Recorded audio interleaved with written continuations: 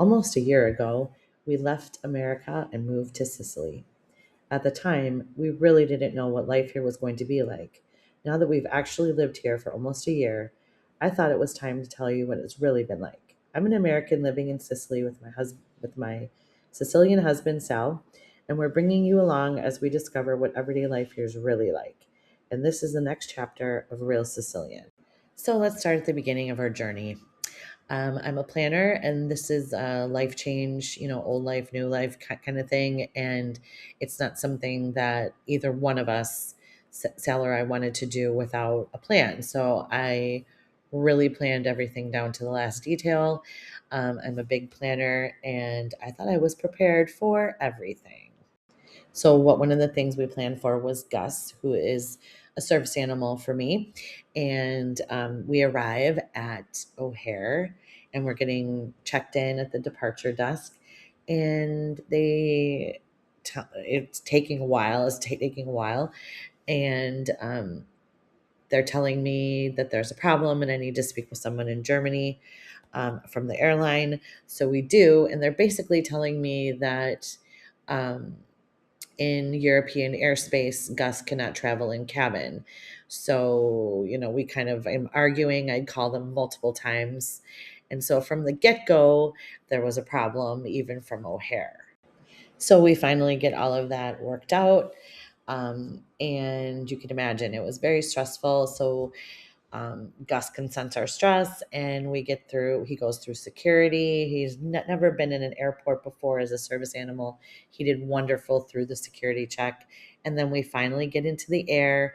We get him settled in cabin and everybody loved him.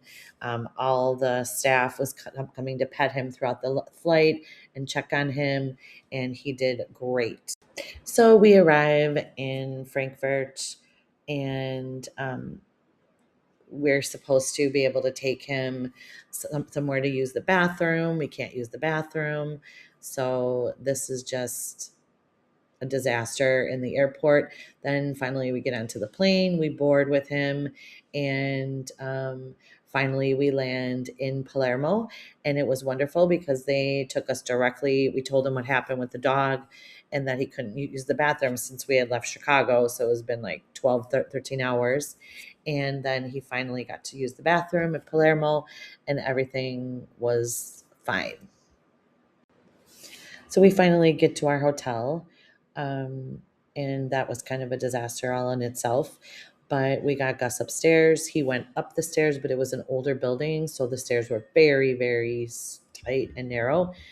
He went up the stairs, but then he had to go back out. He needed to be carried down the stairs of the hotel. We take him to go to the bathroom, and then Gus decided he was not, under any circumstances, going back up those stairs, and we ended up spending the night with him outside in like the little piazza.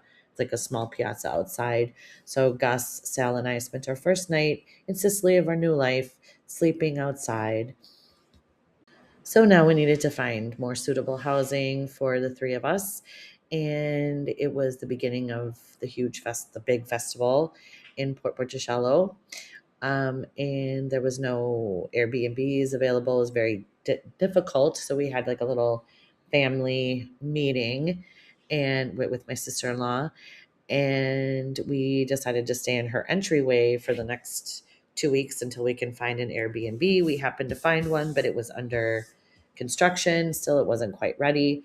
So we spent basically the first month of our new life in her entryway and then in a very small Airbnb. So after almost a year of being here, we've learned that life doesn't always go as planned. And for me, living in Sicily was a completely new experience for me. For Sal, it was a place he was born and grew up, but he lived in America for so many years. So coming back was its own transition for him. There were things that felt familiar to him and to me, and there were things that felt very different. And for both of us, having family here to help us through those difficult weeks and months made a huge difference.